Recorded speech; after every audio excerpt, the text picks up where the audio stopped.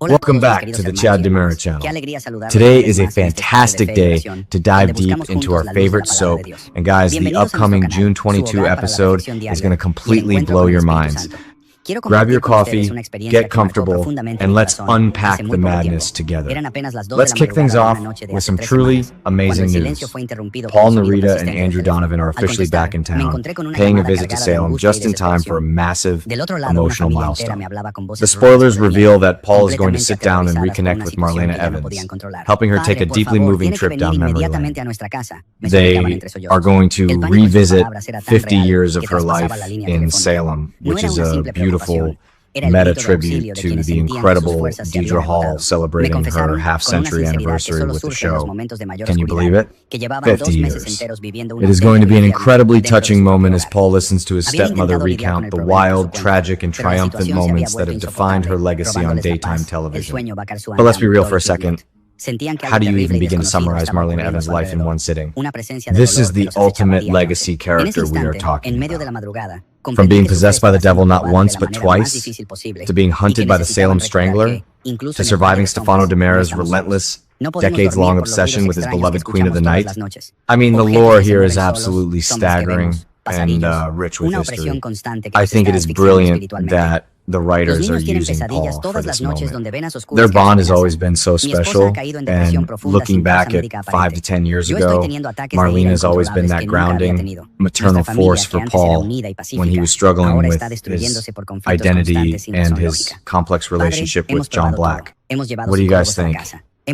Will they show classic flashbacks of her epic romances with Roman and John? I am praying we get some vintage clips because true fans know that is when daytime television was at its absolute peak. But here's the kicker. While Paul is enjoying a sweet family reunion, his partner, Andrew Donovan, is laying down the law. The spoilers tell us that Andrew has some incredibly harsh words for Kat Green. He is absolutely not appreciating Kat's rogue approach to her ISA investigation. Andrew straight up tells her that she is going to run this investigation the exact way he says, and she needs to stop going off on her own. And honestly, it is about time somebody put her in check. She completely ignored Ray Fernandez when he basically told her the exact same thing, and now Andrew, the son of legendary ISA agent Shane Donovan, has to swoop in and clean up her sloppy mess. I have to go off on a tangent here, because I cannot stand how Kat Green has been operating. A lot of fans think she is this cool, edgy undercover agent, but I'm telling you, she is a complete disaster waiting to happen. Have we forgotten how she came to town pretending to be Abigail Devereaux? She manipulated Chad's grief, my favorite guy, who has been through literal hell, and messed with Thomas and Charlotte's heads just to save her mother from Clyde Weston. I will forever passionately defend Chad, and he deserves so much better than that twisted psychological game. Now she is playing a dangerous game of cat and mouse with EJ DiMera over this Versavic's resurrection drug. She is lying to EJ, she is lying to Rafe, and she is putting the entire operation at risk. Andrew is a seasoned professional, and Kat is acting like an amateur playing dress-up.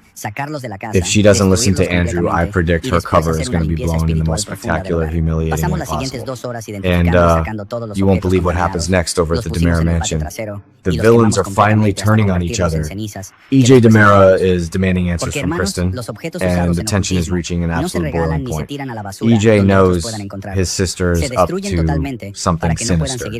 Thanks to some alarming words from Johnny about Sophia Choi, EJ is starting to connect the dots. He suspects that Kristen played a major role in the plot that nearly left his son blown to bits in that horrific apartment fire. EJ is also wondering if Kristen is the one trying to expose his and Dr. Rolf's twisted science experiments. The spoilers mention that EJ suddenly remembers a clue about a narwhal, which triggers a massive realization. He has serious questions, and Kristen better start talking right now. That is crazy. Let's unpack the sheer hypocrisy of EJ DiMera for a second. Yes, Kristen is an absolute monster for manipulating a traumatized teenager like Sophia into a deadly plot against her own nephew. Kristen's vindictive need to destroy EJ has crossed every possible moral line. I mean, we are talking about Johnny's life, But EJ acting like he holds the moral high ground here? Please, this is the exact same man who is playing God with his sister Lexi's life, hiding the terrifying fact that the Versivic serum is failing and causing lethal side effects. EJ and Kristen are two sides of the same toxic coin, but I honestly think Kristen is far more dangerous because she has absolutely nothing to lose right now. Remember when she pretended to be Susan Banks, or even Marlena? Kristen thrives in pure chaos. What is so fascinating about this intense sibling war is how it perfectly mirrors the classic Stefano versus his children dynamics from a decade ago. Stefano used to pit EJ and Chad against each other all the time, but this EJ versus Kristen feud is on a whole different level of lethal. I think this was a huge mistake on Kristen's part because if EJ finds out she ordered Sophia to kill Johnny, he won't just evict her from the mansion, he will literally end her. We already know July sweeps are bringing a massive kidnapping plot where EJ takes ruthless revenge on Kristen, and this confrontation is the spark that ignites that powder keg. And what on earth is the narwhal? Is it a code word? A secret file? A hidden offshore account? Whatever it is the smoking gun EJ needs to take his sister down once and for all. Now, let's pivot to the true hero of the DiMera family, Chad. The spoilers reveal that Chad and Belle Black are following a massive new lead. Chad finally gets Stefano's mysterious puzzle box open, and the very first thing he does is call Belle. The spoilers joke that maybe he should have checked it for poison first, but our guy Chad is diving headfirst into the danger.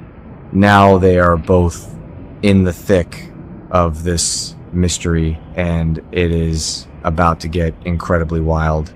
I absolutely love this storyline. Chad DiMera is the best thing to happen to that family, and seeing him step into this detective role is giving me life.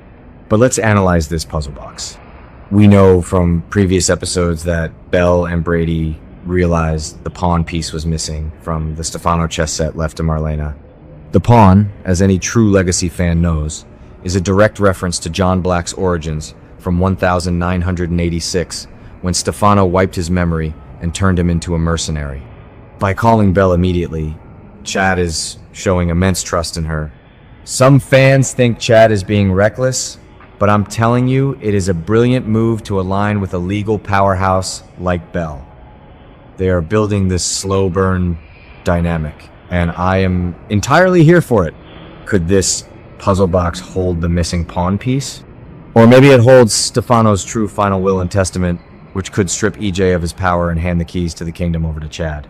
I strongly believe this puzzle box is going to blow the entire DiMera hierarchy wide open. If it contains proof that EJ's reign is illegitimate, Chad could finally take his rightful place at the head of the table where he belongs. Combine that with the fact that Theo and Johnny are trying to clean up the company's reputation and EJ's days are seriously numbered.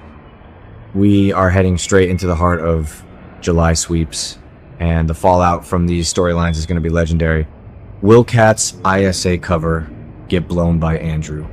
Will EJ actually murder Kristen over the narwhal clue? Will Chad and Belle uncover Stefano's greatest, most dangerous secret yet? Drop your wildest fan theories in the comments below. I want to know exactly what you guys are thinking. Don't forget to like this video and subscribe to the channel for more daily breakdowns. See you in Salem.